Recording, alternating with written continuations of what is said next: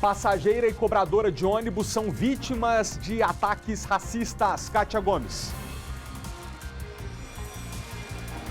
Exatamente, Malta. As duas foram xingadas de macaca por uma idosa de 71 anos.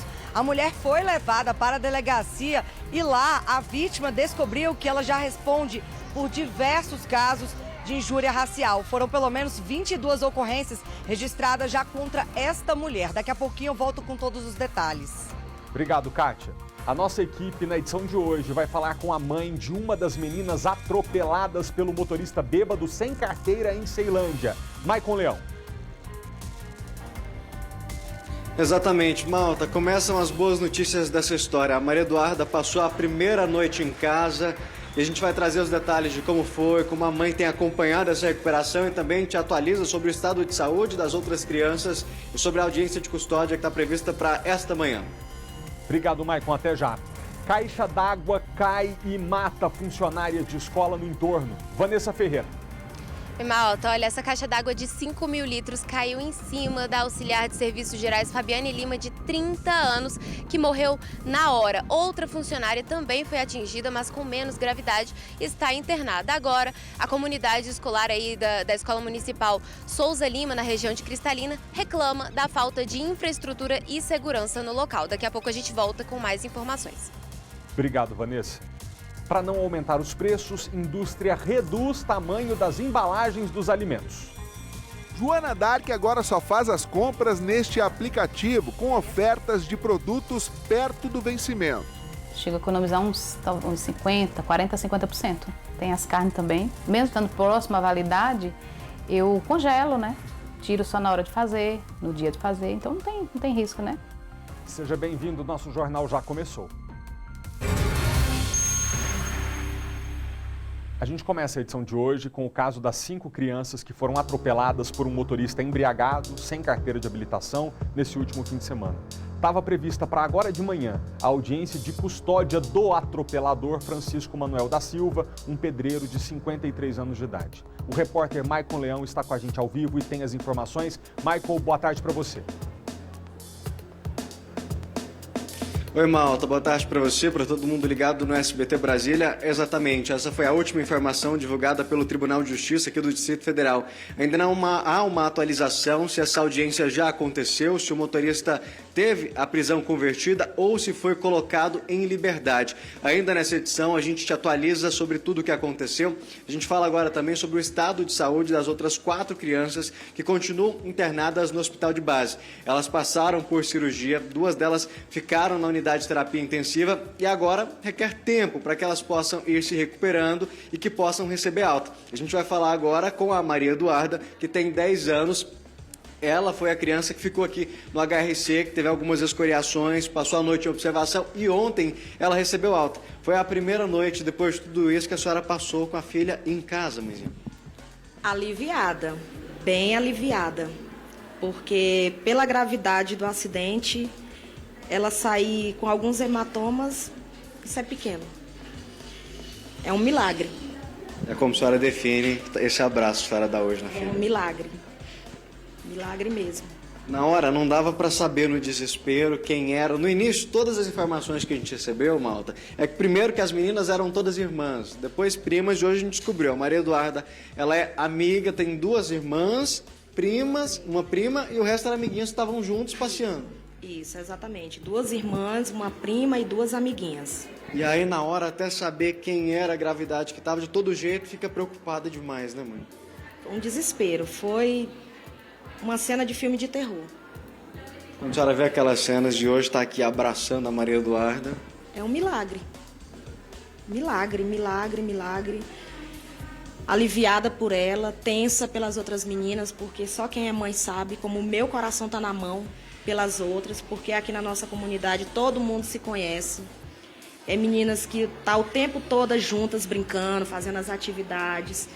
E não tem como a gente não se colocar na mãe das que estão lá no hospital de base, no estado que estão. Mas eu tenho fé que elas vão sair dessa, porque Deus é muito bom. Aqui elas convivem justamente como se fossem irmãs o tempo inteiro, essas crianças juntas. Exatamente, elas são praticamente família. Elas são família, nós somos uma família. Nós somos uma família. como é que você tá agora? Como é que foi essa primeira noite em casa? Foi boa. Os machucados estavam me contando que ainda dói um pouquinho, mas está feliz de já estar em casa. Sim.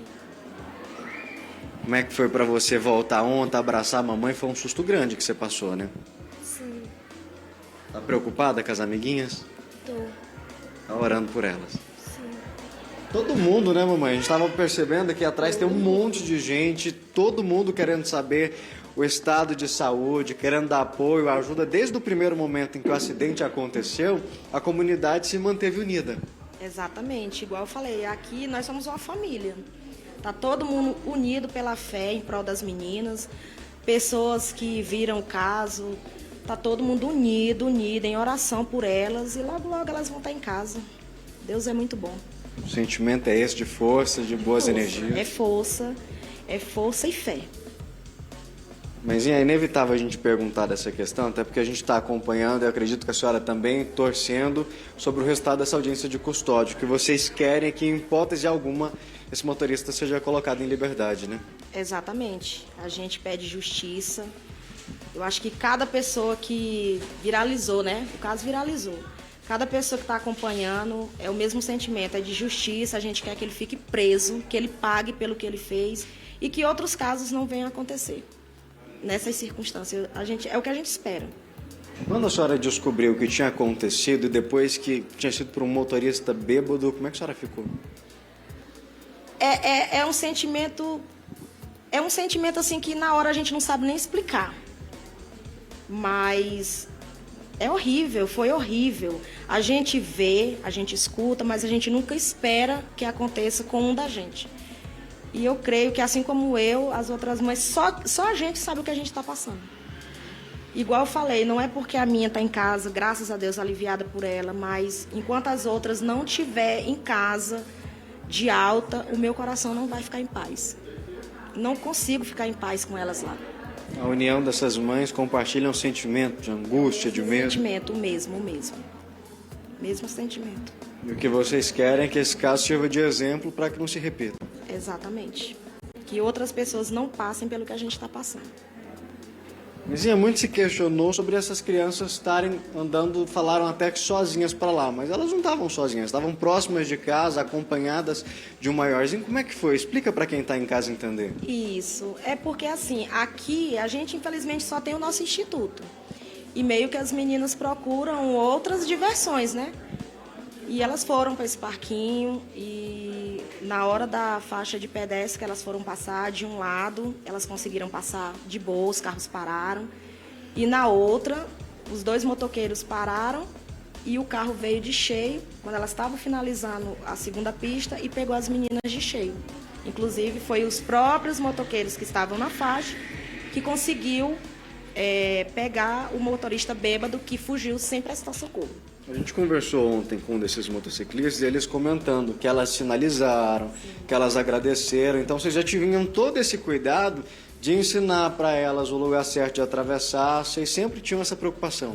Exatamente. São meninas boas, meninas muito boas, vivem aqui, dão um recado para um, para outro. São meninas tranquilas, elas passam o dia brincando aqui no instituto. O negócio delas é brincar. Chegou do colégio, vai brincar. Todo mundo aqui sabe. É só brincar. Criança, né? Criança é brincadeira. Criança é brincar. E naquela tarde elas estavam indo para um parquinho. Exatamente. Elas não estavam indo procurar a mãe que estava num bar, elas não estavam indo procurar o pai que estava batendo na mãe, elas estavam indo brincar. Elas estavam atrás de diversão. Que era uma região que elas tinham costume de atravessar, que vocês já tinham orientado como que fazia. Exatamente. E aí o sentimento fica agora justamente esse de cobrar da justiça para que não seja um caso à parte. Exatamente.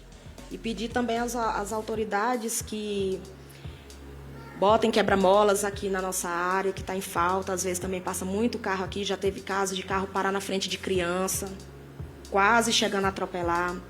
De infraestrutura, né? Porque só tem um instituto aqui. Botar um parquinho para as meninas. Elas foram procurar justamente porque não tinha aqui. Exatamente isso. Se tivesse um parque... Ó, tem área aqui embaixo, muita área ali embaixo. Dá para fazer 500 parquinhos.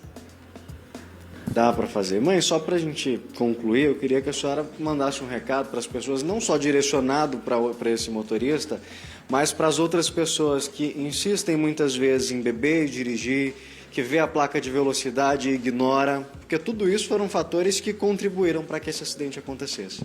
Exatamente. A partir do momento que você... Pode ser um copinho, às vezes você fala, tomei um copinho, 2 copinhos. Gente, faz toda a diferença. Bebeu, pede outra pessoa, chama o Uber, pede outra pessoa para levar o carro. Não faz isso não, porque... olha a situação das crianças. Não importa se foram elas, poderia ter sido outras famílias poderiam estar passando pelo que a gente está passando. E que ele seja preso, né? Que ele fique preso, porque é o que a gente espera de verdade, é que ele fique preso, que ele pague pelo que ele fez, que essa audiência dê um resultado positivo para as famílias, é o que a gente espera. Vocês têm medo dele sair hoje? Com certeza, porque ele vai achar que ele saiu impune, ele vai tornar a beber e ele vai colocar outras vidas em risco. Oi, Malta. Ô, Maicon, eu queria interromper você aí rapidamente. Agora são 11h52, nós estamos ao vivo. É até importante que você comunique isso para a dona Catiane. A gente acaba de receber a informação de que o seu Francisco Manuel da Silva, de 53 anos, que foi preso, acabou de passar por audiência de custódia e o flagrante foi convertido em prisão preventiva. Então, por pelo menos mais alguns dias, ele deve continuar preso até que a justiça entenda o contrário. A prisão preventiva, para você que está em casa entender, normalmente é autorizada quando há, por exemplo, o risco de que uma pessoa fuja ou que ela atrapalhe as investigações e por isso, por precaução, por prevenção, a justiça entende que a pessoa deve continuar detida. Então, por enquanto, este homem não estará solto, para que não se repita o escárnio que a gente viveu da outra vez, quando uma motorista embriagada atropelou um casal de ciclistas e a gente foi obrigado a conversar aqui com o filho da vítima, o menino que tinha perdido o pai, lamentando o fato de que antes mesmo de ter velado e enterrado o pai, a atropeladora estava solta. Desta vez, o homem continua preso. Eu queria que você comunicasse isso para a dona Catiane, até para ela já saber em primeira mão, porque é uma informação que acabou de sair. Mãe, claro que vocês continuam preocupadas com o estado de saúde das outras meninas, mas pelo menos o coração só vai poder ficar aliviado com uma coisa. O Malta acabou de adiantar pra gente em primeira mão que a audiência de custódia terminou e ele teve a prisão em flagrante convertida para preventiva, que é aquela que por enquanto não tem uma data limite. Então esse homem vai continuar preso. A gente fica um pouco mais aliviada, né? Até porque a gente sabe que a justiça está funcionando. E é isso que a gente espera, que ele continue preso, vendo, avaliando o que ele fez e que ele fique preso mesmo. Que isso sirva um pouco de conforto, né, para as famílias, para mim e pelas outras famílias que as meninas estão na situação que estão. E é isso, a gente espera que ele fique preso mesmo. Ele aproveite esse momento fechado para refletir? Para refletir, porque poderia ter sido com qualquer outra pessoa.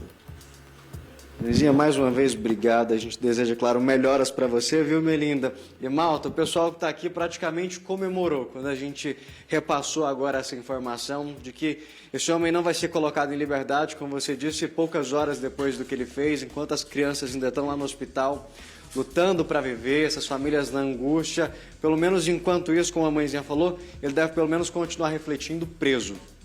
Seria muito injusto mesmo, sabe, que enquanto essas outras 4 mães estivessem lá no hospital de base em oração para que as filhas sobrevivam a essa tragédia, que esse homem já tivesse saído pela porta da frente da prisão. Isso seria muito injusto, não seria novidade, porque nós já vimos isso acontecer outras vezes para nossa revolta e aí a gente noticia com a notícia aqui entalada na garganta, até azedo de imaginar o que passa no coração de uma pessoa que vê o algoz de um familiar ou de uma pessoa muito querida ser beneficiado por uma legislação frouxa, enquanto a pessoa do lado de cá ou reza para o familiar sobreviver ou reza para suportar a dor de tê-lo perdido, que às vezes não dá mais tempo, a pessoa morre, pelo menos nesse caso ele continua preso, nem que seja para refletir um pouco mais sobre o que fez. Não dá mais, a gente não aceita mais, como sociedade, que alguém encha a cara, pegue um volante e ande em alta velocidade numa via, colocando em risco a vida de 5 meninas, que como bem disse a dona Catiane, não estavam indo atrás de buscar mãe em bar, não estavam indo atrás de chamar a polícia porque pai estava batendo em mãe, estavam indo fazer o que criança faz, que é brincar.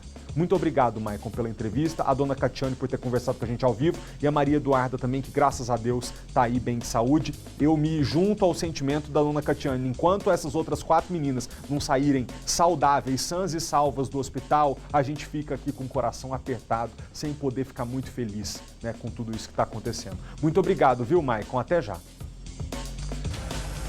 Uma idosa de 71 anos de idade foi presa depois de cometer injúria racial contra a cobradora do ônibus e a passageira dentro desse coletivo que passava pelo cruzeiro. A Kátia Gomes está com a gente ao vivo e sabe nos responder para começar se ela continua presa. Kátia, é com você. Boa tarde. Oi, Malta. A informação que eu tenho é que ela continua presa, sim. Foi estipulada uma fiança no valor de R$5 mil, mas até o momento ela não teria pago esse valor e também ainda não passou por audiência de custódia. Esse caso foi ontem pela manhã, por volta de 10h30 da manhã, aqui no terminal rodoviário do Cruzeiro Novo, onde nós estamos, né? Segundo informações da própria vítima, né, a passageira, ela se chama Edilaine Ferreira e de 29 anos. Ela disse que tinha ido levar o filho de 6 meses, um bebê, em uma consulta aqui perto. E aí, quando veio até o terminal, ela pegaria esse ônibus que desceria lá na Feira dos Importados e de lá ela pegaria outro ônibus para a cidade estrutural. Na hora que ela entrou nesse coletivo, o motorista e também a cobradora, eles tinham descido para ir ao banheiro. E foi nesse momento que essa senhora de 71 anos começou a ofender a cobradora, né? Ela disse que toda vez que ela chega aqui na rodoviária, essa macaca faz isso. Foi exatamente essa expressão que ela utilizou contra a cobradora. A passageira, que também tem a pele de cor negra, claro, se sentiu ofendida e acabou começando a discutir com essa idosa. E neste momento a idosa ficou bastante nervosa, passou a ofender mais ainda a passageira, disse que ela também era uma macaca, que inclusive ela tem uma empregada que é negra há 9 anos e disse que todo mundo da cor negra tem que servi-la, né? Que pessoas da cor negra prestam apenas para servi-la. Foram essas as palavras utilizadas por essa senhora de 71 anos.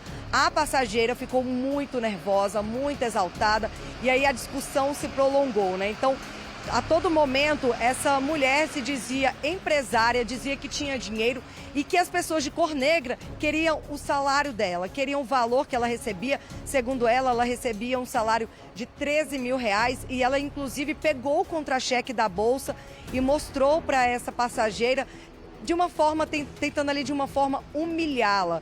Tudo foi filmado, tudo foi flagrado, inclusive hoje pela manhã nós fomos até a cidade estrutural, conversamos com a Edilaine e ela deu detalhes de como aconteceu essa injúria racial. Vamos ver agora. O motorista e a cobradora desceram do ônibus ali no terminal do Cruzeiro, né, para poder ir ao banheiro e ela questionou se o ônibus ia sair naquele momento. Ele falou que não.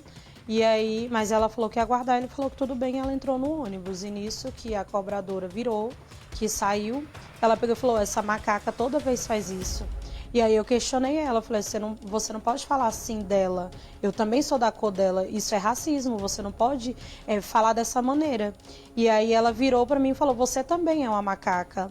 Aí ela começou a questionar que vocês pretos só querem meu dinheiro, vocês pretos tem que me servir, aí, e não querer tirar meu dinheiro. Ela começou a falar da empregada dela, que era preta também, que trabalhava para ela há 9 anos, que o vizinho dela, que também era preto, estava tentando tirar dinheiro dela há 4 anos, e aí começou a tirar cartões da bolsa, começou a tirar contra-cheque, dizendo que recebia 13 mil por mês, que a gente não ia conseguir tirar o dinheiro dela mais, que a gente só servia para tirar o dinheiro dela, e aí ela começou a falar. E aí voltou a cobradora e o motorista, né, viu aquela situação. Ela quis descer do ônibus, o motorista fechou a porta do ônibus para ela não descer e acionou a polícia militar. E aí, aquela toda a situação, já tinha muita gente ali em volta do ônibus. A polícia chegou e aí desceu com ela, né, e aí ela foi na viatura para a 5ª DP e o ônibus foi escoltado também para a 5ª DP. Aí chegou lá, ela continuou falando, mesmo dentro da delegacia, ela continuou falando que a polícia não ia pegar o dinheiro dela, que ela queria ir para casa, que não ia de viatura. E aí foi colhido o depoimento de todo mundo, né? E aí ela não quis falar na delegacia, disse que só ia falar em juízo. O delegado questionou a gente antes de prestar o depoimento que ela já era uma pessoa problemática, que já tinha 22 ocorrências pelas mesmas situações. E se a gente realmente queria representar contra ela. Eu falei que sim, porque são 22 vítimas, né? A gente era mais uma e nada acontecia com ela. E a gente sim deu prosseguimento lá ao boletim de ocorrência.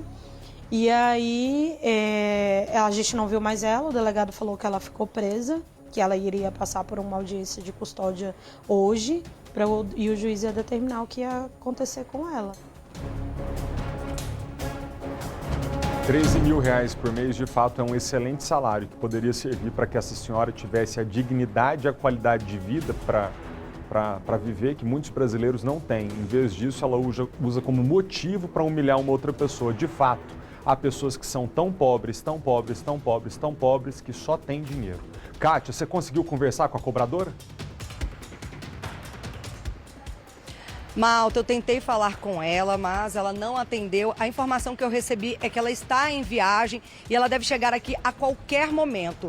Eu conversei também com alguns motoristas e eles me relataram que essa mulher, ela costuma cometer esse crime. Ela vem até aqui na rodoviária, ela xinga, ela ofende, ela humilha cobradores e também motoristas. Então é uma senhora que já é bastante conhecida e ele até relatou para mim, olha, isso não pode mais acontecer. Nunca aconteceu comigo porque eu acho que eu sou branco, né? Então, mas as outras pessoas que têm a pele de cor negra, todas já foram ofendidas por essa senhora. Então ele acredita que agora pode ser, né, uma maneira aí de dar um basta nessa mulher que vem ofendendo já os funcionários aqui da rodoviária já há tanto tempo.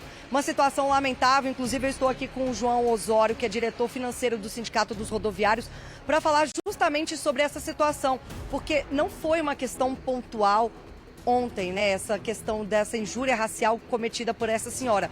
A categoria, tanto o cobrador quanto o motorista, vem sofrendo com diversas ofensas, injúria racial por parte de passageiros. Uma boa tarde. Boa tarde. Lamentavelmente isso é constante na vida dos profissionais. Um trabalhador rodoviário ou passou ou vai passar, muito provavelmente, por um episódio de violência, seja física ou verbal, durante a sua vida profissional.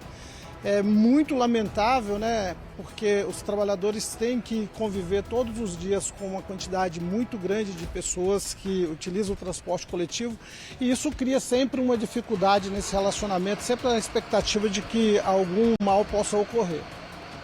Vocês têm números, dados de quantas ofensas por mês ou não tem essa estatística?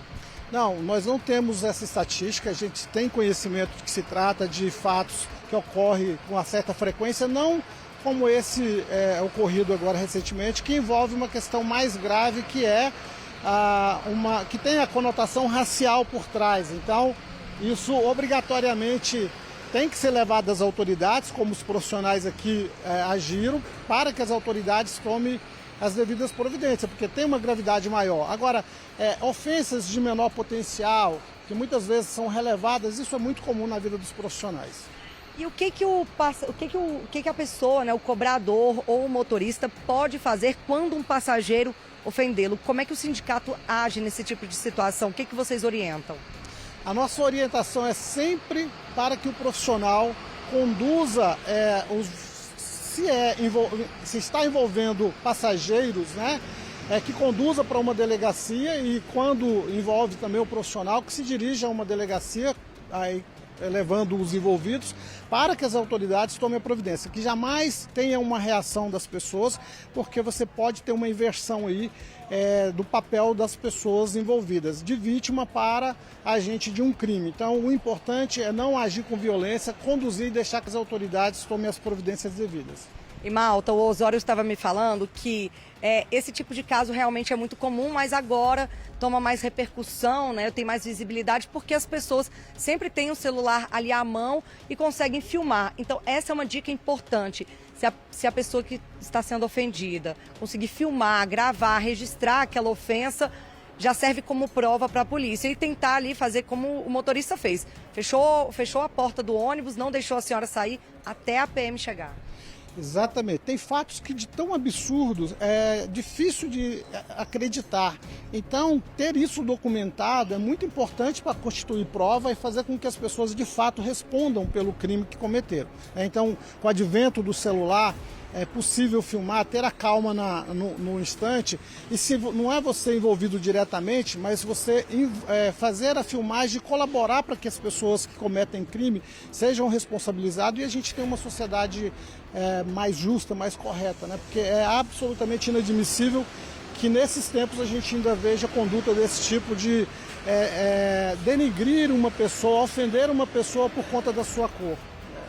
E tem outro caso também que é mais grave ainda, né? Além dessas ofensas, fica ali a sequela na pessoa que recebe uma ofensa como essa. Inclusive, a nossa entrevistada, a passageira, ela chorou muito, disse que nunca imaginou passar por uma situação.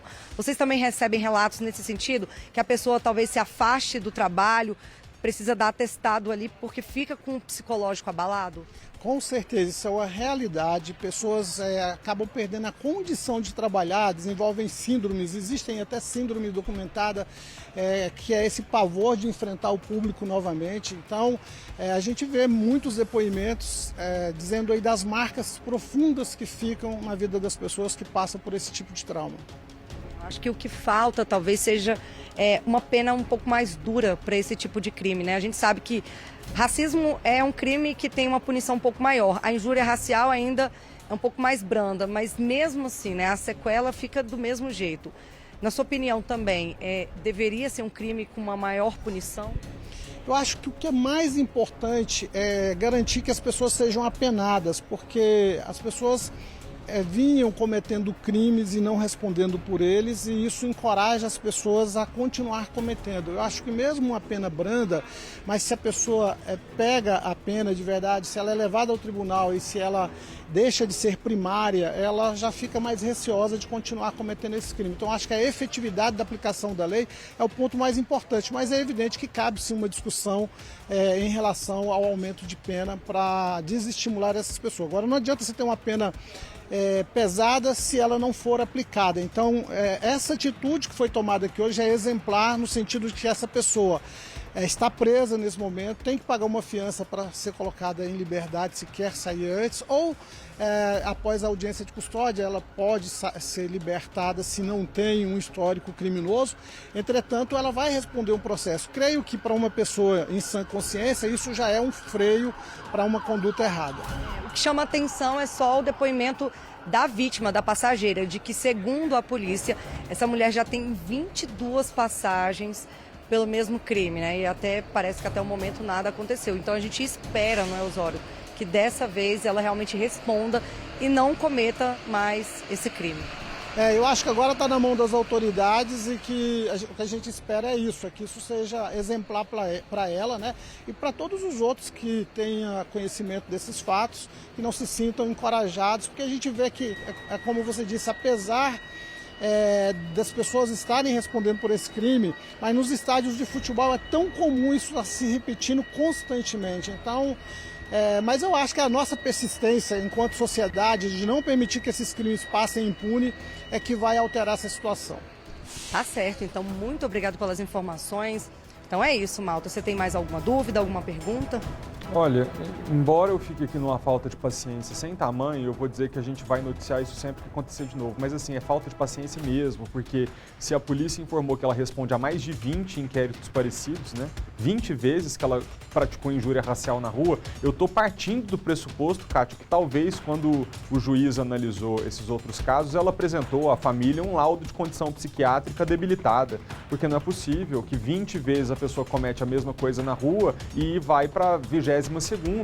A não ser que essa mulher tenha um problema psiquiátrico comprovado, aí é falha realmente do nosso sistema que ainda permite que ela continue andando na rua ofendendo quem ela achar pela frente. Agora, se for verdade que ela tem um problema psiquiátrico, uma esquizofrenia, que é muito comum nesses casos, quando a pessoa até apresenta um laudo para isso. O que essa mulher está fazendo solta na rua que a família não conseguiu interditar e colocou dentro de casa, sem permitir que ela saia? Porque assim, se ela tiver um problema psiquiátrico grave, eu lamento por essa família, deve ser muito difícil mesmo você lidar com um idoso que comete esse tipo de barbaridade na rua. Mas é difícil também para dona Edilaine, que estava ali dentro do ônibus e agora vai ter que voltar para casa e todos os dias enfrentar de novo a rotina de entrar num coletivo lotado, esperando qual que é o próximo maluco que entra na frente dela e começa a desferir todo tipo de xingamento racial que definitivamente ela não merece ouvir. Então, realmente, a gente precisa entender o que está acontecendo aí e o resultado dessa audiência de custódia para saber se realmente foi apresentado algum laudo psiquiátrico que justifique 22 vezes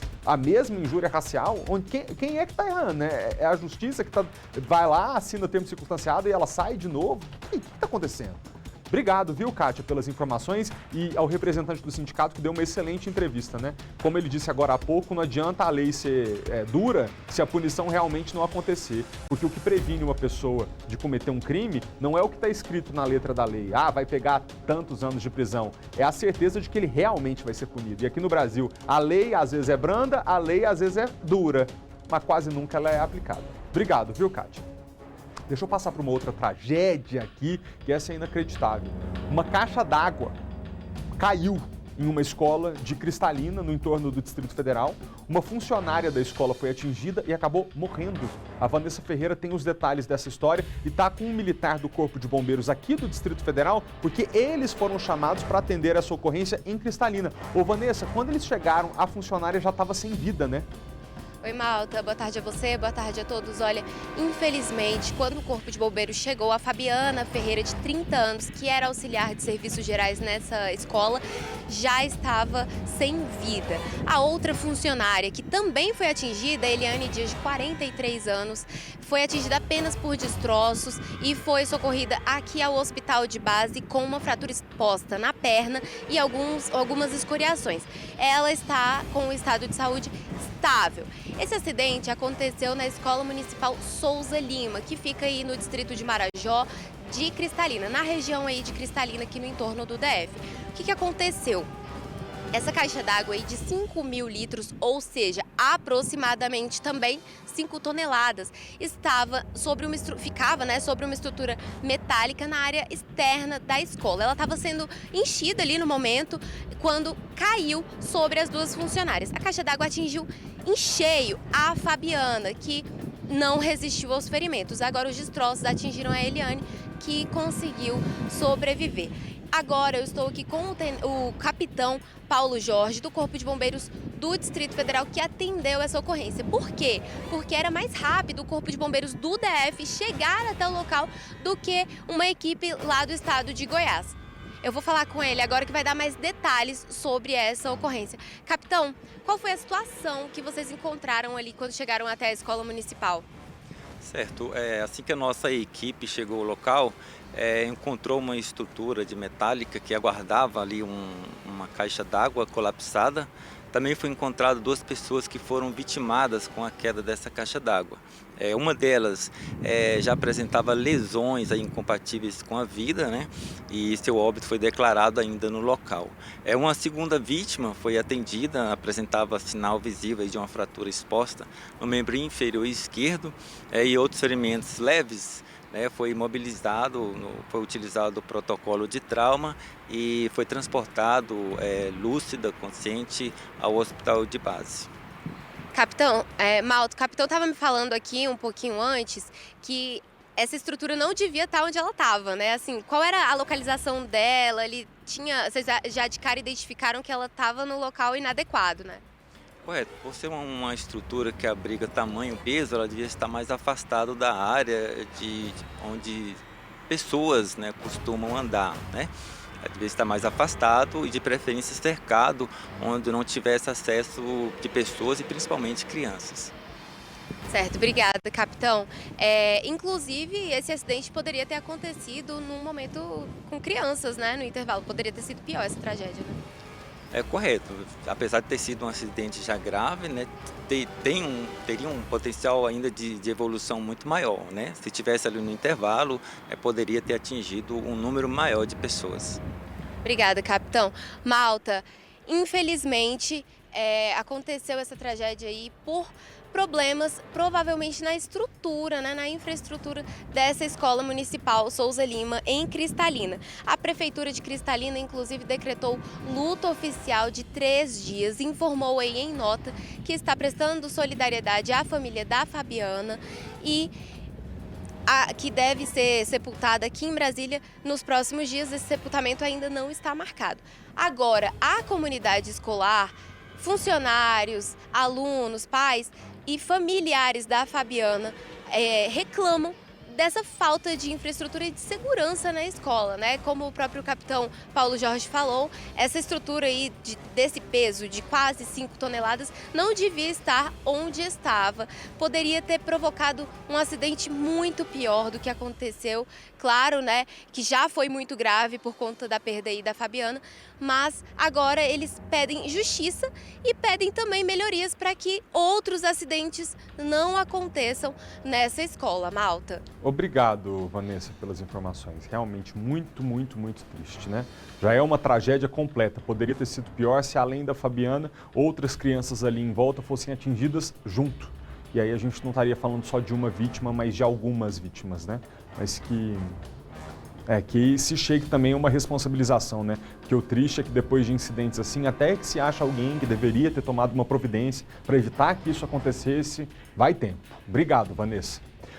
Pessoal, o Maicon Leão continua lá no Instituto Abraço Solidário, em Ceilândia, onde pais e crianças que são assistidas pelo Instituto estão reunidas depois que a gente informou há pouco, ao vivo, que o motorista bêbado e sem carteira de motorista que atropelou as 5 crianças vai continuar preso em prisão preventiva. Tivemos agora a informação também atualizada sobre o estado de saúde das 4 que continuam internadas no hospital de base, e das 4, para você ver, Maicon, como o estado de saúde delas é delicado, apenas uma respira sem a ajuda de aparelhos. As outras 3 precisam de ventilação mecânica para continuarem sobrevivendo. Maicon, é com você.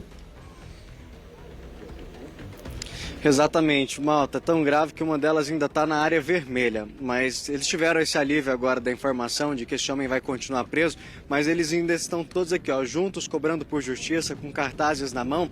Todas essas crianças aqui fazem parte, como você disse, do Instituto Abraço Solidário, que é onde elas têm infraestrutura de lazer, brincadeira, que eles têm karatê, jiu-jitsu. É a infraestrutura que eles têm, é o contato que eles têm de atividades para depois da escola terem uma ocupação à tarde. Toda a comunidade ficou chocada com essa situação. Eu estou aqui com a Maria do meu lado, ela me contando que mesmo não tendo contato direto com nenhuma delas, quando viu as imagens, como é que você ficou? Triste, muito triste. Que doeu muito em mim, né? Doeu muito em mim porque, como eu falei, eu me coloquei no lugar da mãe, do pai, de todas essas pessoas aqui, né?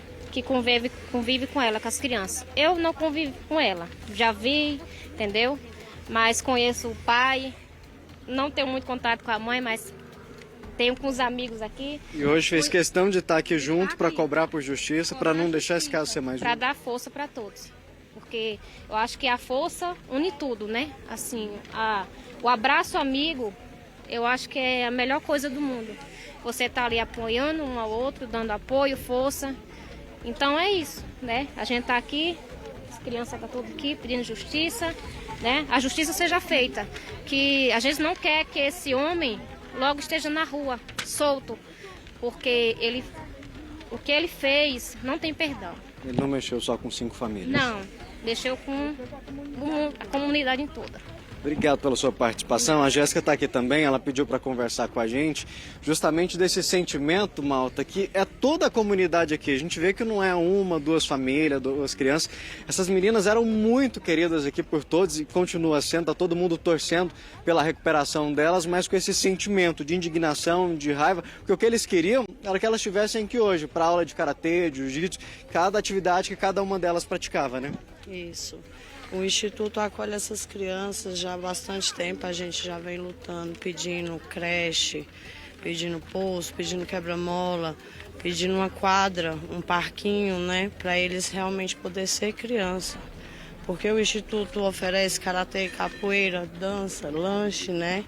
Eles vêm, eles se divertem, dia de criança, brincadeira, muita coisa, só que assim, pra gente sozinho fica um pouco difícil atender essa demanda até a escola. Para eles chegar aí para a escola, eles têm que pegar ônibus ou têm que ir andar muito. Então, assim, essa questão de não ter um lugar perto para eles poderem realmente ser criança, né? Tem até um dos cartazes aqui, ó. Mostra pra gente, por favor, Melindinha. Precisamos de parquinho, eles querem uma quadra de esporte. Vou até pedir pra dona Glória Filha, que tá aqui ao nosso lado também, que é a avó de uma das crianças, vir aqui pra conversar com a gente, dona Glória, que um dos motivos dessas meninas terem atravessado aquela faixa, de saírem daqui de onde elas moram para lá, era justamente a falta desse parquinho. Elas estavam querendo, pedir para a senhora virar de frente aqui com a gente, elas estavam justamente querendo apenas ir brincar, né? Era poder ir no parquinho, que esse parquinho que elas foram aqui não tem.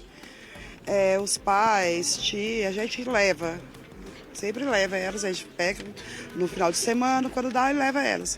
O que aconteceu? Elas pediu para sair, para poder ir aqui, que é ali naquele espaço que tem ali, que é o pé de manga. Naquela árvore ali embaixo.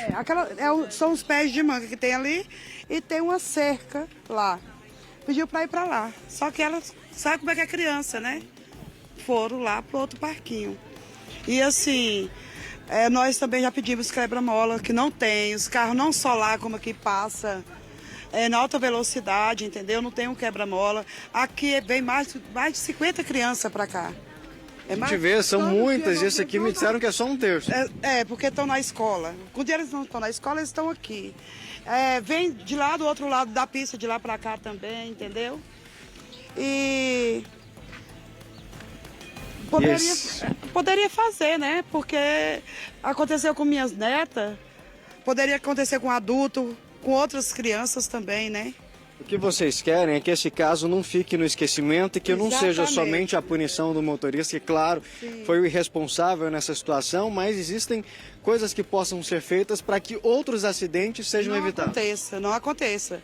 Porque várias vezes a gente sai para fora, que aqui é uma comunidade. Então, as crianças nós conhecemos todas, um dá um grito quando vê um carro para poder parar. Já aconteceu de passar por cima do pé de uma criança aqui nessa rua. E mesmo que seja estreita, Mal, desculpa até interromper a senhora, mas o tráfego de veículos por aqui, ele é intenso. A gente vê que ali tem alguns quebra-molas, aqueles ali foram improvisados por vocês mesmos? Moradores que já pedimos, já fez manifestação, já teve... Como é que todo mundo assina? Abaixo-assinado. Abaixo-assinado e até hoje nunca veio. O que vocês querem é que essa história sirva justamente para que esses problemas sejam resolvidos. Exemplos, né? Porque assim, tem o governador, tem os deputados, né? Tem todo mundo que poderia ajudar a gente dessa forma. Para evitar que isso não foi um acidente, foi uma tragédia. Né? E as crianças aqui, elas sempre andam em grupo. 5, 6, 7. É em grupo. Nunca você vai ver um sozinho. Foi igual aquele dia eles estavam. Exatamente. Bom, muito obrigado pela participação da senhora aqui com a gente. Malta, a gente está acompanhando essa situação, mostrando para você que está aí de casa e, claro, esperando que esses problemas apresentados agora pela comunidade, que eles possam ser solucionados, para que eles tenham pelo menos segurança para andar por aqui, consigam ter um parquinho para brincar. É difícil a gente precisar ver crianças reunidas assim para cobrar um parquinho e principalmente justiça, para que esse caso não fique no esquecimento.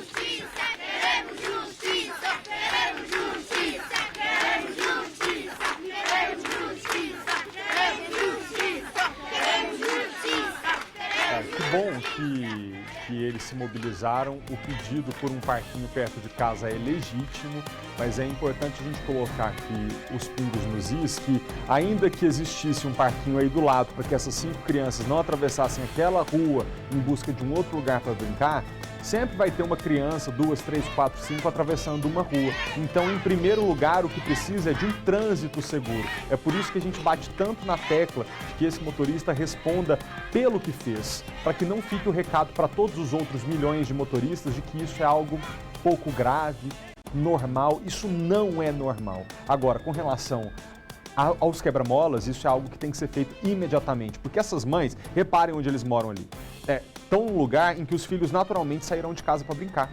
Isso é normal, isso é coisa de criança. Agora imagina a mãe dentro de casa ali lavando uma roupa, lavando uma louça, pensando se o filho foi pego por um carro ou não, porque está brincando na rua. Criança brincar em rua de área residencial é normal. O que a gente precisa é garantir que o trânsito ali respeite a necessidade daquela comunidade, que é veículo trafegando em velocidade adequada, com a possibilidade de uma criança atravessar, de uma criança estar brincando de bola.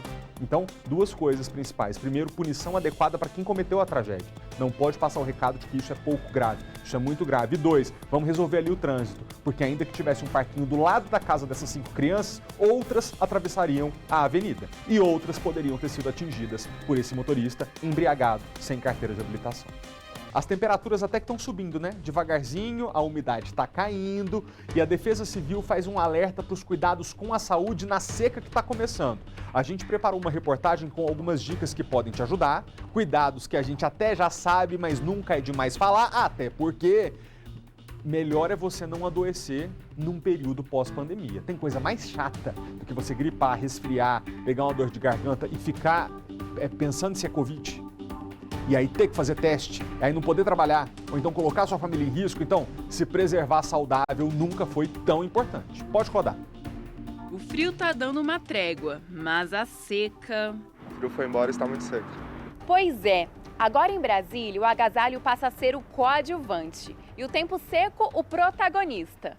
Sábado, a umidade relativa do ar chegou a 13%, a mais baixa do ano até agora. Nesta segunda-feira, a Defesa Civil modificou o alerta de frio de vermelho para amarelo e chamou a atenção para a queda na umidade, que nessa semana deve ficar em 20%. Baixa sim, pede bastante cuidado com a nossa saúde. E adivinha qual a parte do nosso corpo que mais sente esse tempo seco? A pele. Muito ressecada. E nesse tempo assim frio aí é que a pele da gente resseca. E como ninguém quer ficar parecendo a Coisa, personagem do Quarteto Fantástico, o que fazer para deixar a nossa pele saudável? Primeira orientação, ingerir no mínimo 2 litros de água por dia. Mesmo que não tenha sede por causa do frio, é importante a ingestão de água. Segunda orientação, banhos mais rápidos e mais para mornos, evitar banhos quentes e muito demorados e de preferência sabonete com poder de hidratação. E a terceira dica, que é a mais importante, naqueles 3 primeiros minutos pós-banho, é o horário ideal para a gente poder aplicar o hidratante em todo o corpo. Tem que estar sempre hidratando, porque senão, como é que mantém a beleza? Oi, gente, falando agora de economia, o Ministério da Economia anunciou que vai fazer um corte de 10% no imposto de importação cobrado sobre alimentos como arroz, feijão, carne, massas, macarrão e lasanha, por exemplo, e biscoitos. Os materiais de construção também vão ser beneficiados com essa medida. Será que vai se refletir nos mercados e, consequentemente, no prato dos brasileiros? Sobre esse assunto, a gente fala agora com o economista e educador financeiro Francisco Rodrigues. Francisco, boa tarde, obrigado de novo pela presença. Pergunta é, o corte na redução, aliás, o corte na tributação, vai chegar ou não na ponta da linha, no preço que a gente paga lá no supermercado? Boa tarde, Felipe Malta. Boa tarde a todos que estão nos acompanhando. Felipe, com certeza vai chegar no bolso dos brasileiros. A decisão do governo é uma decisão acertada em um momento oportuno. A situação econômica atual é considerada mais grave do que em crises anteriores para 81% da população e, com a pesquisa recente do Instituto IFS do Brasil, mais de 31% das pessoas reduziram o consumo de carne vermelha. Então, com certeza vai gerar um impacto muito grande, aliviar o custo para os empresários e também essa explosão de preços com a inflação dos alimentos. Eu concordo com o senhor, porque é uma briga que a gente encampa muitas vezes aqui no jornal, tantos setores, de que a tributação no Brasil é muito injusta. Então o imposto incide sobre o pobre que menos ganha e pouco sobre o rico que poderia mais pagar. Em vez da gente cobrar tributo maior para importação de bens de luxo, ou IPVA sobre helicóptero e lancha, que só quem tem dinheiro que tem, a gente tributa alimento, que é um negócio tão básico. Então quando a gente vê uma redução de tributação em itens fundamentais para a sobrevivência, independentemente de quem tenha tomado a medida, né? Se foi o lado A, lado B, mas quem está no poder e tira tributo sobre alimento, está acertando. Francisco, só um minutinho, porque o poder de compra do brasileiro tem se ajustado, né, à nova realidade. A indústria diminuiu o tamanho das embalagens para não aumentar o preço. E tem alguns aplicativos que oferecem alimentos perto da validade, com preços mais baixos. Joana Dark agora só faz as compras neste aplicativo, com ofertas de produtos perto do vencimento. chega a economizar uns 50%, 50%. Tem as carnes também. Mesmo estando próximo à validade, eu congelo, né? Tiro só na hora de fazer, no dia de fazer, então não tem risco, né? A medida faz sucesso. As vendas cresceram 400% nos primeiros 4 meses de 2022. A gente consegue negociar os produtos direto da indústria que seriam descartados. Então a gente evita o desperdício desses produtos. 200, 210, 230, 400, 500, 620, 690 gramas. 7 tipos diferentes de embalagens de cereais. Por isso, o consumidor deve prestar atenção na hora da compra, não só no preço, mas também na quantidade do produto para achar o tamanho ideal que caiba no seu bolso. É a estratégia da indústria para driblar a inflação. Este achocolatado, por exemplo, que antes pesava 400 gramas, hoje tem 370. A embalagem do sabão em pó tenta convencer o consumidor que 800 gramas rendem a mesma coisa que 1 quilo. Se você for bom de matemática, você calcula quanto é 100 gramas, multiplica e aí você tem que comparar, né? O professor de economia explica que a medida é legal, desde que o fabricante informe a redução na embalagem. E diz que a inflação só deve cair no ano que vem. Enquanto isso, os bens de consumo supérfluos, evitar consumir. E o segundo, a boa e velha pesquisa de preços. A gente ainda tem boas oportunidades de compra, de preços, promoções nos supermercados. Ô Francisco, reduzir o tamanho da embalagem para não diminuir o preço é meio traiçoeiro, né? Porque a gente, no psicológico, a gente fica achando que está comprando a mesma coisa pelo preço de antigamente, mas está comprando menos? Com certeza. O que nós temos aí é uma armadilha financeira, né? Você está comprando menos produtos, pagando o mesmo valor e pagando mais porque nós estamos numa inflação. Essa parte da reportagem é muito interessante porque no Brasil, mais de 40% de tudo que é produzido em alimentos vai para o lixo. Então, essa estratégia da indústria, dos fabricantes, se aproxima da educação financeira. Então, como nós vimos aí, se o sabão em pó vem 800 gramas e você comprava 1 quilo, o segredo não está exatamente na quantidade que você compra, mas na forma que você usa. Então, eu recomendo você usar o mais e o menos, ou seja, os 5 mais que são menos. O que seria isso? Como é que eu vou usar os produtos que eu compro para maximizar a sua quantidade? Então, é importante agora se utilizar de todo tipo de inteligência, talvez uma inteligência higiênica aí, para reduzir os custos dos produtos de higiene, os custos de produtos de alimentação. Então a dica que eu dou aqui é: compre produtos, olhe os preços e não olhe muito para as marcas. Por quê? Porque hoje, a estratégia hoje não é exatamente vender marcas, mas vender exatamente quantidades, como mostrou aí na reportagem. O que eu recomendo agora para o pessoal é educação financeira, melhorar as informações financeiras. A inflação está insuportável, a gente não está aguentando essa situação, essa dor. A cesta básica em Brasília estava R$ 704 em março desse ano e agora foi para R$ 740 em Brasília. Ou seja, a cesta básica em Brasília está aumentando ao mês 0,5%. Então, é insuportável e eu sugiro para todos: educação financeira e melhorar as informações econômicas. Não, é difícil demais. Esses dias eu fui tentar comprar um sabão em pó mais barato no mercado, não é a mesma coisa. Eu sei que você está recomendando a gente pegar uma marca mais barata, mas às vezes não é a mesma coisa, não fica tão limpa a roupa. Mas só uma outra coisa que eu queria comentar com o senhor, rapidinho, essa estratégia de comprar o produto perto da validade, essa vale, hein? Porque está chegando ali, você chega no mercado, normalmente tem uma gôndola que fica anunciado, produtos perto do vencimento. Se você estuda o consumo da sua casa e, por exemplo, tem um pacote, vou contar da minha casa, tá? Comprei um pacote de granola que vencia 5 dias depois. Falei, não, esse pacote aqui eu vou consumir em 5 dias. E tá metade do preço, aí vale a pena comprar. Vale muito a pena, é uma estratégia muito boa e você também pode fazer um estoque inteligente. Então, desde que o fabricante ou desde que o mercado informe de forma transparente que está vencendo, eles não estão enganando o consumidor. Então, o que o consumidor pode fazer? Ele pode fazer compras semanais, justamente para que não perca esse produto que ele vai comprar. E tem a questão da economia. Tudo isso contribui para a redução do custo no bolso, que vai afetar muito a sua renda no final do mês. Então, o que a gente pode trazer aqui para essa decisão do governo? O que mais tem aumentado no IPCA é o quê? Alimentação, transporte e artigos de residência. Então, no curto e médio prazo, o consumidor, sim, será beneficiado com essa decisão do governo. Obrigado, Francisco. Eu estou rindo aqui que eu me lembrei, na verdade, a editora-chefe que me lembrou. Esse negócio de estoque eu entendo. Você acredita que quando eu era mais novo, meu pai teve uma vez que achou sabonete na promoção, num atacado, comprou 500, porque ele na época custava 27 centavos. Rapaz, ficou 4 anos lá em casa o meu sabonete tinha nem cheiro mais. Aí minha mãe ficava doida querendo comprar um outro que era mais cheiroso. Ele, mas ainda tem sabonete da dispensa. Então, gente, faça estoque, mas aquele estoque inteligente que você usa, tá? 500 sabonetes jamais, ainda que esteja a 17 centavos, não compra, não vale a pena. Obrigado, Francisco, até a próxima. Obrigado, à disposição. Gratidão. Obrigado.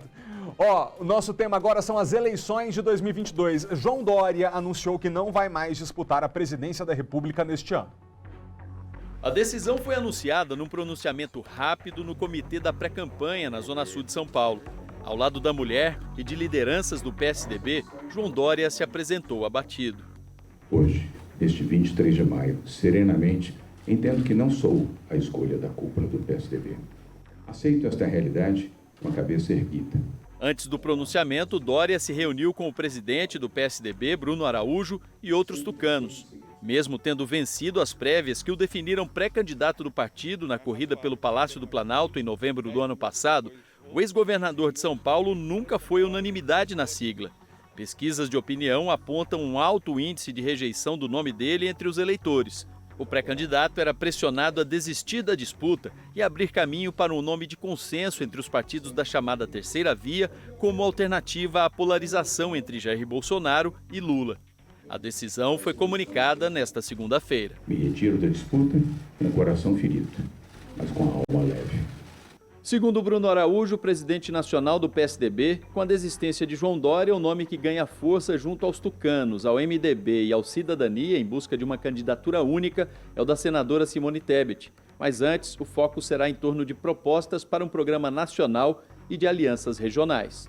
Claro, como presidente do PSDB, eu gostaria de muito que nós tivéssemos uma candidatura própria, mas há algo maior do que tudo isso. O Brasil não precisa, nesse momento, de mais divisão interna no nosso campo. Por isso, um dos esforços será atrair o União Brasil, partido que deixou o bloco da Terceira Via e lançou como pré-candidato à presidência o deputado federal Luciano Bivar.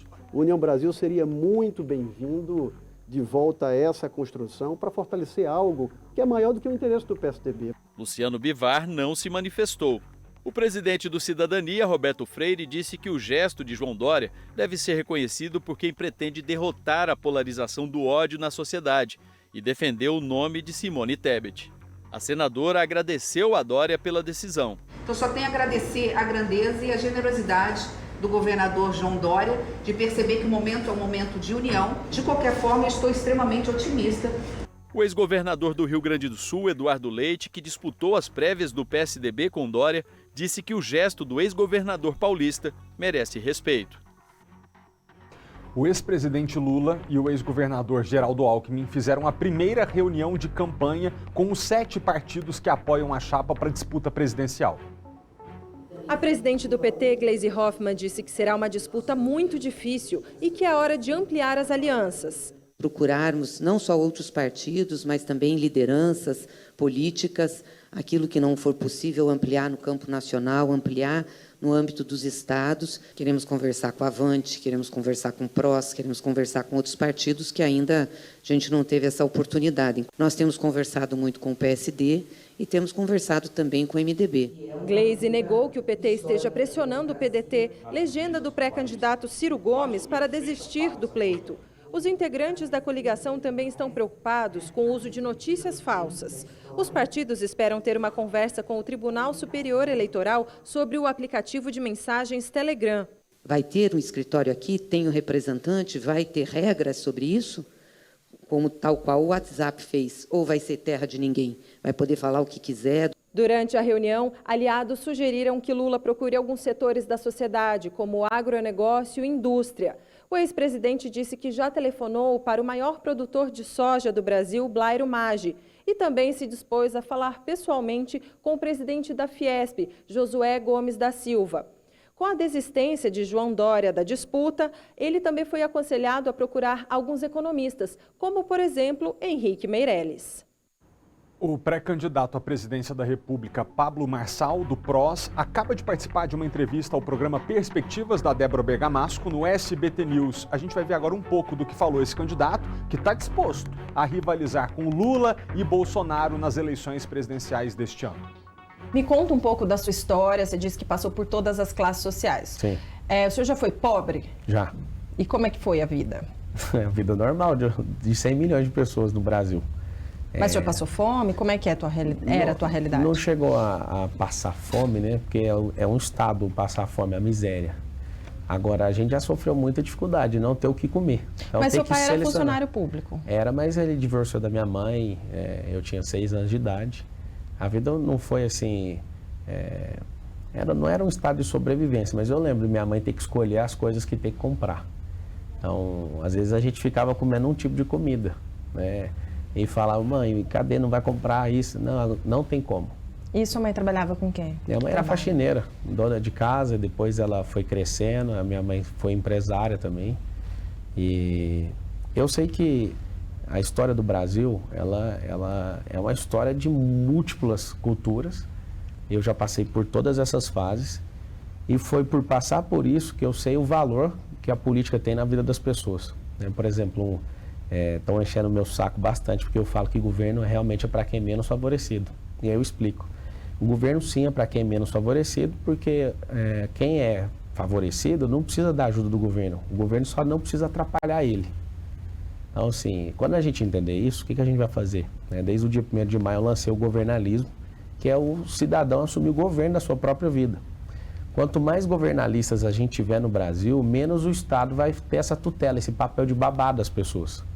Mas hoje, se, por exemplo, o Estado falar não vamos mais cuidar de ninguém, pessoas vão morrer, aos milhares por dia, né? Que realmente ainda tem uma dependência do Estado nisso. Então, eu já passei muita dificuldade enquanto criança. Na adolescência, meu pai, né, foi trazendo uma situação melhor para nós, a minha mãe também cresceu. Aí depois, com 16 anos, eu tinha carteira assinada. Com 18 eu estava trabalhando na Brasil Telecom como atendente, né, virei executivo lá do grupo. Na época eu estava transicionando da Brasil Telecom para a Oi. Cresci bastante lá, 5 cargos verticais em quase 8 anos nessa companhia. Já fui consultor de empresas. E desenvolvi uma comunicação e eu amo treinamento. Então, eu sou instrutor. O que eu gosto de chamar que eu sou de verdade é de professor. Sou um professor. Eu tenho quase 400 mil alunos na internet e sou assistido por mais de 10 milhões de pessoas todos os meses. Então, assim, não sou conhecido na política, mas já venho produzindo resultado e transformando, ajudando a transformar a vida de muitas pessoas. Pessoal, lembrando que a entrevista completa com o candidato Pablo Marçal e outros destaques você encontra no sbtnews.com.br, que é a sua fonte segura de informação. Aponta a câmera do seu celular para o QR Code que aparece na tela e você acessa esse conteúdo e muitos outros. 2 novos satélites serão colocados em órbita nos próximos dias para vigiar a Amazônia. O lançamento vai ser feito pela empresa SpaceX, do bilionário Elon Musk. O comandante da Aeronáutica, brigadeiro Carlos Batista Júnior, disse que até o fim desta semana serão lançados 2 satélites radar controlados pelo governo brasileiro para monitorar queimadas na Amazônia.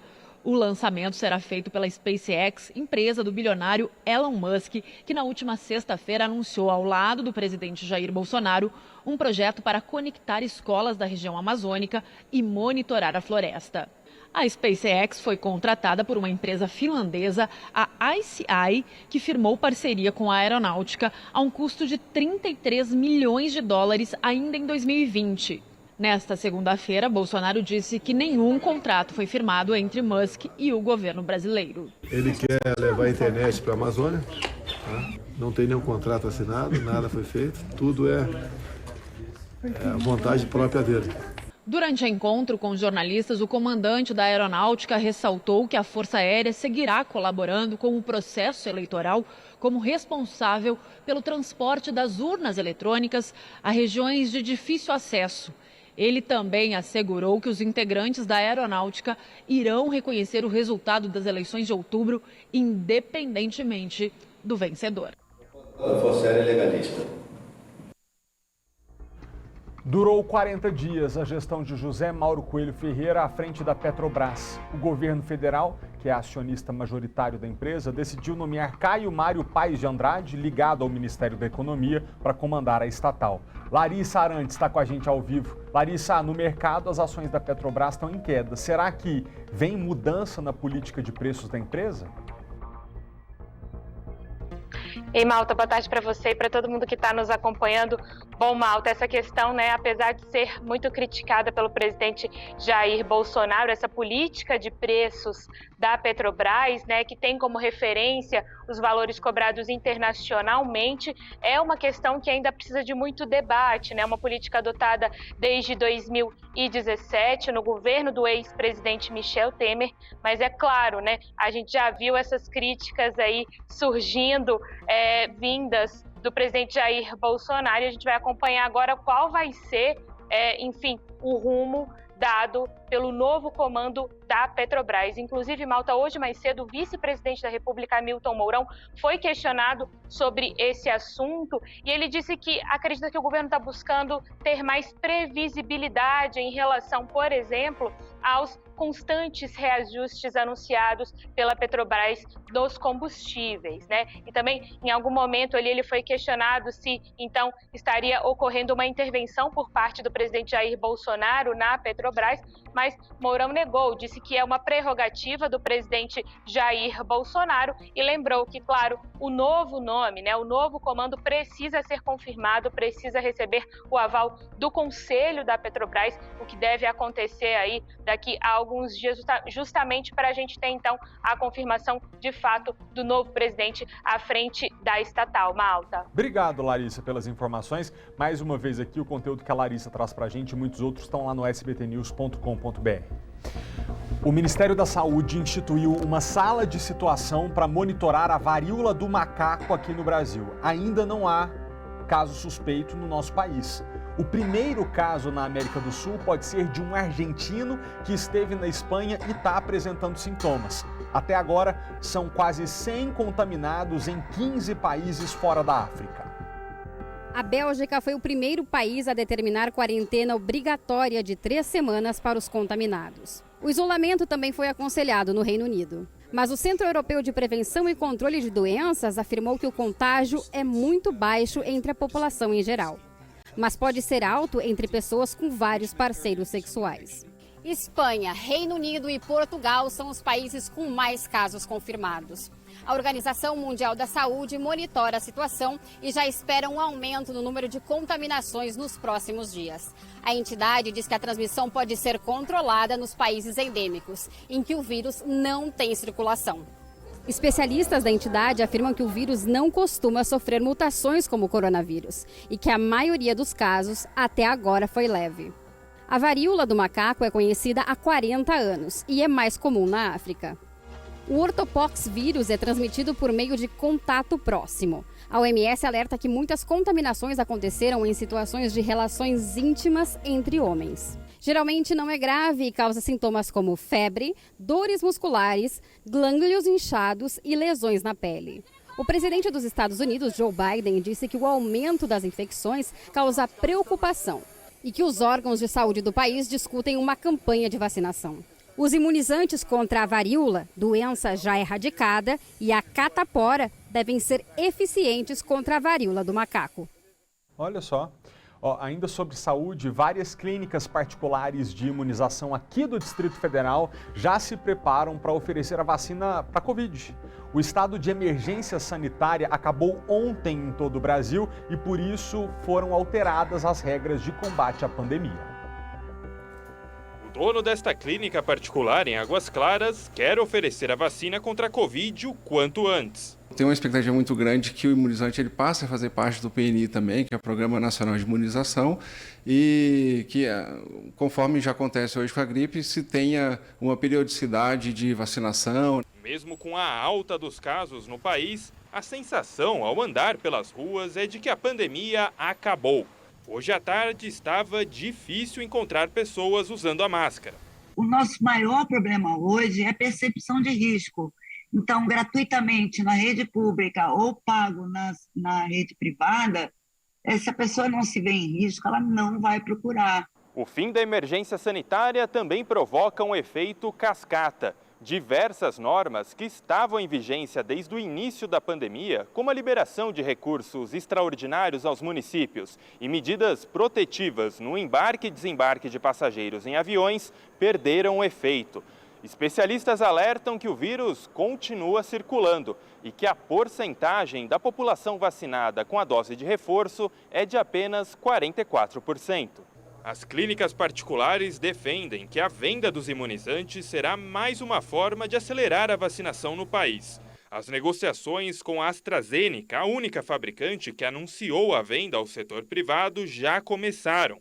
A expectativa é que o preço da dose seja em torno de R$ 300. O grande diferencial nosso é um atendimento diferenciado, que ele pode ser atendido em casa, com hora marcada, mas o que a gente quer mais e ajudar e contribuir nesse momento é fazer esse acompanhamento da vacina, da experiência do paciente, para garantir que ele tome a vacina no tempo que ele tem que tomar a vacina. Seja na rede pública ou em clínica particular, o importante é ser imunizado. É preciso que as pessoas entendam que vacinação é prevenção, porque quando aumentam os casos, a correria aos postos se inicia. Mas prevenção é antes de correr o risco de adoecer e fazer parte desses casos que aumentaram, né? Continua com uma notícia boa para o consumidor que vai economizar água, tá? Vai ter desconto no mês que vem. A Vanessa Ferreira conta pra gente quem pode ser beneficiado, né, para incentivar as pessoas a economizarem água. Vanessa, é com você. Oi, Malta. Isso, notícia boa a gente tem que compartilhar, né? Olha só, se você aí de casa economizou água aí nos últimos 12 meses em relação ao ano anterior, provavelmente está nessa lista aí de beneficiados da CAESB. O comunicado para esses usuários com o demonstrativo do que foi economizado e o valor do desconto que será concedido vai chegar agora na fatura deste mês de maio. São 540 mil pessoas que conseguiram reduzir os gastos com água e juntas vão aí receber cerca de 11 milhões de reais em descontos. E funciona assim, o valor do desconto é equivalente a 20% do valor dos metros cúbicos que você economizou em um mês em relação ao mesmo mês do ano anterior. E também, gente, essa iniciativa aí para quem não sabia ou ainda não conseguiu se organizar para gastar menos água em casa, essa iniciativa ela acontece todos os anos. Então dá para se organizar, dá para começar a economizar agora para no ano que vem ter um descontinho, né, Malta? Porque desconto é bom em tudo, né? A gente tem que aproveitar. Não importa o valor, todo dinheiro a menos que você paga numa conta, você pode usar para outra coisa na sua vida. Obrigado, Vanessa, pelas informações. Você de casa, eu vou ter que fazer um rápido intervalo, tá? A gente volta já. Mas antes de chamar o break, como sempre, a gente vê como estão as principais rodovias do Distrito Federal no giro de câmeras do DR. Primeiro, a gente vai direto para a Estrutural, agora meio-dia 57. Esse é o trecho perto da Cidade do Automóvel. Trânsito intenso, sem retenções. Agora você está vendo na tela o Pistão Sul, em Taguatinga, tá certo? Esse acidente aí aconteceu, pessoal, que você está vendo aí, no comecinho do nosso jornal. Foram 2 carros que colidiram, deixou esse trecho ali engarrafado até a retirada do veículo, mas as imagens que estão agora na tela mostram que o trânsito já está livre de novo, embora complicado, né, para esse horário. Mas o acidente já foi resolvido e o trânsito foi liberado. Obrigado pela sua companhia, segura aí, tá bom? Que a gente volta já. A gente está de volta e hoje eu queria mandar um abraço para o pessoal do restaurante Troia da Asa Sul, que fica ali na quadra 201. Ontem um amigo me mandou essa foto aí, ó, foi almoçar lá, disse que a TV estava ligada no nosso jornal, disse que o pessoal da Caixa almoça lá, do Banco Central, fica ali no setor bancário sul, então todo mundo almoça lá. Pessoal do Troia, eu tentei ligar para vocês hoje a manhã inteira para agradecer pela audiência, mas o telefone chamou e não atendeu, então eu tive que fazer isso aqui no jornal. Muito obrigado, tá? Deixa mesmo a televisão ligada aí no SBT, que os clientes de vocês vão gostar de acompanhar o nosso jornal. Se você tiver registros assistindo a gente, manda para @FelipeMaltaTV, que por aqui eu sempre te agradeço pela companhia, pela presença, por você que a gente continua aqui trabalhando, viu? Obrigado. Ao noticiário, você vai ver agora que um funcionário de uma ótica foi agredido por moradores de rua aqui pertinho no setor comercial sul, centro de Brasília. Ele foi agredido com tapas no rosto. É uma baita de uma humilhação, né? O circuito de segurança flagrou as agressões e a Kátia Gomes tem os detalhes dessa história. Kátia, com você.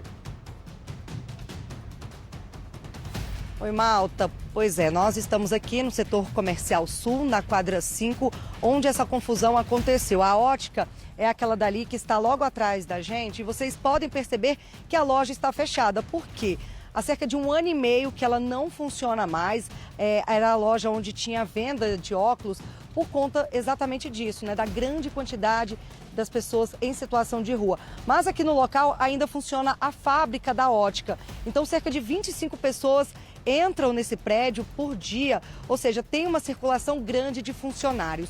Ontem pela manhã, um funcionário chegou aqui e ele percebeu que a grade, né, que fecha ali a porta, ela estava com uma aparência de arrombada, né? Ele não tinha certeza se tinha sido arrombado ou não, mas o que ele fez? Ele pegou o celular e foi tirar uma foto dessa porta para mostrar para a dona do estabelecimento e falar, olha, alguma coisa pode ter acontecido aqui.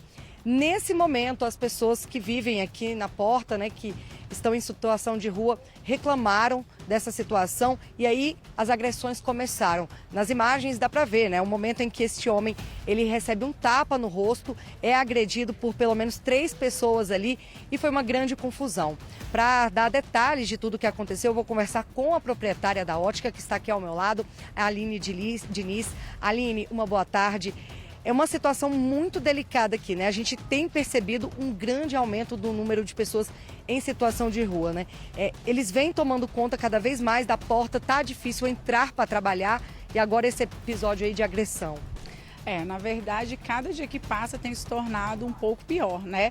Porque todos os dias para a gente conseguir entrar dentro do estabelecimento, de certa forma, já é um desgaste. E aí chegamos ao ápice, né? De realmente ter uma pessoa, um colaborador nosso, agredido por eles, né? Fora todos os xingamentos que a gente recebe todos os dias.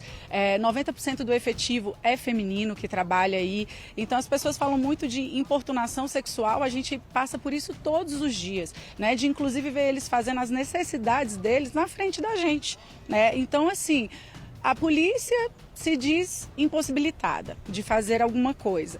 O Estado não chega para solucionar isso. E aí, eu sou responsável pelas pessoas que trabalham aqui dentro. Me diga qual o poder que eu tenho, o que é que eu posso fazer hoje para realmente poder, de certa forma, garantir a segurança das pessoas que trabalham comigo. Isso aqui é um absurdo. Isso aqui ontem, para mim, foi uma humilhação. Em 28 anos que eu trabalho dentro dessa empresa, foi a maior humilhação que eu já vivi na minha vida, de ver um colaborador sendo espancado em frente ao local de trabalho dele. E a gente percebe, como você disse, né? A polícia realmente não consegue fazer nada porque é uma situação complicada e tem um posto aqui da PM bem na frente da loja e mesmo assim isso não evitou, não impediu que o seu funcionário fosse agredido. Isso, não inibe, para você ver o tanto que eles são cheios de direitos, né? Nada inibe eles, a polícia não inibe eles, o Estado não inibe eles, aí você imagina nós, meros mortais que chegam aqui para trabalhar. O que eles acham da gente? Somos lixo, que é o que a gente todo dia aqui é, de alguma forma, xingado por eles. E há 1 ano e meio, a gente tenta conviver, né, entendendo que alguém vai olhar para essa situação, que vamos tirar eles daqui e nada acontece. Cada vez ficando pior para a gente que vem trabalhar. Aline, nós pedimos respostas, né, para o governo, Polícia Militar e também Secretaria, e a gente tem as respostas aqui.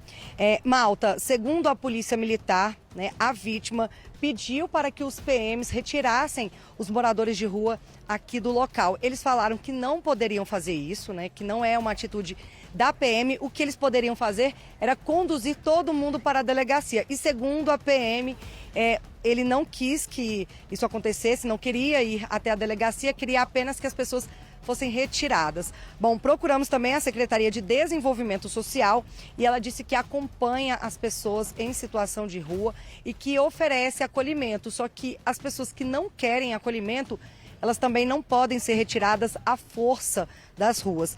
Também procuramos o No Setor, que é aquela organização, né, não governamental, aquela ONG que cuida aqui das pessoas que vivem em situação de rua, principalmente aqui no setor comercial sul. E eles falaram o seguinte, que de acordo com uma das pessoas que aparecem nas imagens, né, de acordo com um dos moradores de rua, o funcionário teria agredido o cachorro e por isso que os moradores de rua acabaram agredindo ele, né? Seria essa a justificativa. O NoSetor disse também que lamenta qualquer tipo de violência e que esse tipo de agressão é raro acontecer e que eles sabem da situação de vulnerabilidade que essas pessoas vivem e ele, inclusive, também o NoSetor reclamou que algumas pessoas em situação de rua afirmam que não têm recebido do governo o auxílio que poderia ajudar a pagar aluguel. Bom, sobre essas respostas eu vou tirar essa dúvida, né, com a Aline, porque primeiro a Polícia Militar disse que ele não queria registrar a ocorrência, queria apenas que retirasse os moradores de rua, e o NoSetor disse que eles partiram para a agressão porque o seu funcionário chutou o cachorro. O que você tem a dizer sobre isso? Primeiro, assim, a ocorrência, ela foi feita, na verdade, eu é que devolvo a pergunta para todos esses órgãos, se eles não podem retirá-los da minha porta, eu tenho que ficar com eles na minha porta, a minha empresa tem que ser fechada, a minha empresa não tem que funcionar porque eles estão lá. E aí eu gostaria realmente de ter uma resposta. Em relação ao NoSetor, eu acho que quem assistiu às imagens, além dele ser agredido, o cachorro também avançou para cima dele. Foi uma forma de defesa. Até porque já estamos aqui há tantos anos convivendo com os cachorros e com eles, não seria dessa vez que a gente ia agredir ou ele ia agredir um cachorro, né? E essa situação que se encontra aqui, acho que é uma situação bem complicada, porque as pessoas que estão aqui não querem sair daqui. Essa é a grande verdade, né? Porque existem centros para onde elas possam ir. E por que elas não saem daqui? Porque aqui elas são alimentadas, né, com comidas, elas são alimentadas do vício delas, né? Porque elas roubam, elas pedem dinheiro e assim elas se alimentam do vício delas também. Então, ou alguém tem que realmente entrar de uma forma mais enérgica, pensando no que vai fazer, porque esperar que eles saiam daqui por livre e espontânea vontade, isso não vai acontecer. É uma situação muito complicada em relação até à Polícia Militar. Eles realmente não podem fazer esse tipo de serviço, de retirar. Inclusive, para retirar, eles precisam de todo um acompanhamento do governo, né, que tem que cuidar dos bens dessas pessoas em situação de rua. Inclusive, a PM já passou por uma situação de que retirou um morador em situação de rua de um ponto e acabou causando muita polêmica. Então, assim, eles realmente têm cautela em relação a isso, né? Justamente, eu acho que assim, todo mundo, na verdade, eu fico hoje me perguntando quais são os meus direitos, porque eu só entendo que eles têm direitos, os nossos não existe, inclusive a própria polícia, que fica de mãos atadas, né, sem ter o que fazer, porque se eles encostarem a mão num cidadão desse, ou tentar retirar eles, que seja da porta da minha loja para outro lugar, quem vai responder criminalmente por isso é a polícia. Como aconteceu no ano passado. Inclusive, Malta, ela estava me relatando que ela acompanhou aquela situação que um policial arrastou um morador de rua.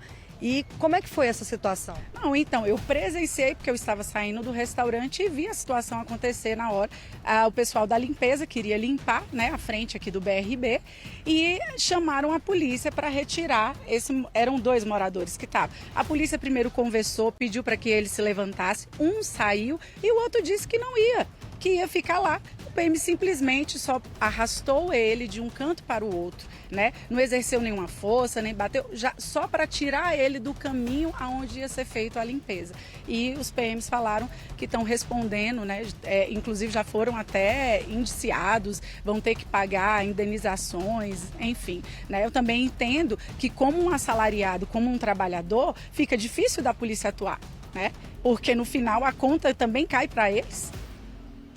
Eu acho que, Malta, fica aí a reflexão, né? Essa nota do governo dizendo que oferece acolhimento e que depende das pessoas em situação de rua querer esse acolhimento, eu acho que não dá mais para sustentar essa resposta, né? O governo realmente precisa tomar uma medida mais drástica para tentar resolver essa situação, né? É tanto importante para quem vive na rua, que vai ter um abrigo, um acolhimento, como também para quem depende do comércio, como a Aline, que há 1 ano e meio teve que fechar as portas. Lá dentro funciona apenas o laboratório, ou seja, ela perde aqui a loja que ela poderia estar funcionando, mas ela acaba pagando o aluguel da loja e não pode abrir as portas porque não tem condições de receber os clientes com essa quantidade de pessoas morando aqui na porta. Eu volto com você. Ô, Kátia, eu me solidarizo com ela pelo seguinte, a questão não é fácil, essas pessoas que estão aí na rua, assim como qualquer ser humano, merecem teto, comida e abrigo, mas não às custas da Aline, que coitada, tá vendo um funcionário dela ser humilhado e apanhar ali, o rapaz não partiu para cima do cachorro, a imagem é muito clara quando mostra que o cachorro, obviamente, avança sobre o funcionário, porque seus donos estão avançando sobre o funcionário, e ele chuta o cachorro para se defender, então assim, é complicada a questão, mas a impressão que a gente tem é que estão deixando às custas da Aline, para ela e os outros comerciantes ali resolverem. A loja que ela tinha, ela já fechou. Mantém o imóvel para ser o laboratório da ótica. O funcionário não pode nem chegar para trabalhar, que apanha. Ela diz que vê os moradores de rua fazendo necessidade fisiológica na frente dela. Cara, isso é uma humilhação completa. Enquanto isso, a gente convive com a inércia de setores do poder público e setores da sociedade que preferem que as coisas continuem como estão. Parece que ninguém quer tomar medida, às vezes amarga, mas necessária, para resolver o problema. Isso inclui gastar dinheiro público para poder colocar essas pessoas que estão ali em um lugar digno e também enfrentar uma situação com a cabeça erguida, porque a coitada da Aline não pode ser a única a pagar o pato pelo que está acontecendo. A impressão que a gente tem é que existe um acordo velado para que talvez ela feche a empresa dela e coloque mais talvez 15, 20 pais de família na rua para ser 15, 20 mais morador de rua sem ter onde morar, porque a coitada não consegue nem botar o trabalhador dela para trabalhar em paz, porque ele vai tomar tapa na cara de pessoa que está ali, muito possivelmente enlouquecida de droga. Cadê uma solução? Porque por enquanto quem está pagando o pato é a Aline e os colegas comerciantes dela, que estão tentando trabalhar, estão tentando vencer a crise e gerar emprego, mas nós não estamos deixando. Obrigado, viu, Kátia? Nosso tempo está acabando, mas se eu continuo aqui, eu não paro de falar nesse assunto, porque as pessoas não têm coragem de tomar a medida necessária. Deixa eu só falar aqui de novo do caso do homem que foi preso depois de ter confessado que matou a namorada. O corpo dessa vítima foi encontrado parcialmente queimado no dia 18 de maio, às margens da 070 lá em Taguatinga. Esses dois estavam juntos faz 5 meses e a morte foi com requintes de crueldade. A gente vê na reportagem de Vanessa Vitória como a polícia conseguiu chegar até ele.